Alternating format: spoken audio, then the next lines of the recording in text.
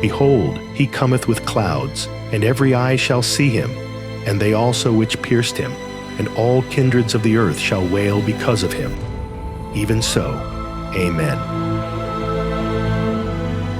Maranatha. The Lord is coming.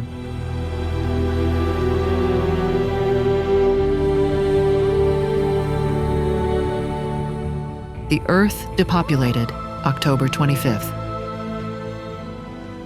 I beheld the earth, and, lo, it was without form and void, and the heavens, and they had no light. I beheld the mountains, and lo, they trembled, and all the hills moved lightly. I beheld, and lo, there was no man, and all the birds of the heavens were fled. Jeremiah 4:23-25. At the coming of Christ, the wicked are blotted from the face of the whole earth, consumed with the spirit of his mouth, and destroyed by the brightness of his glory. Christ takes his people to the city of God, and the earth is emptied of its inhabitants.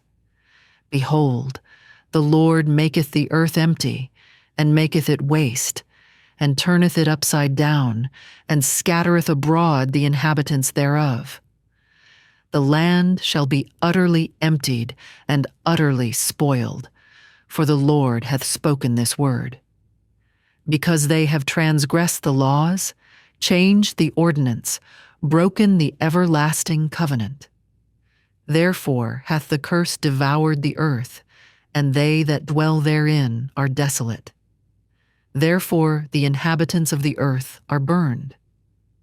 The whole earth appears like a desolate wilderness. The ruins of cities and villages destroyed by the earthquake, uprooted trees, ragged rocks thrown out by the sea or torn out of the earth itself, are scattered over its surface, while vast caverns mark the spot where the mountains have been rent from their foundations. Now the event takes place foreshadowed in the last solemn service of the Day of Atonement. When the ministration in the Holy of Holies had been completed, and the sins of Israel had been removed from the sanctuary by virtue of the blood of the sin offering, then the scapegoat was presented alive before the Lord.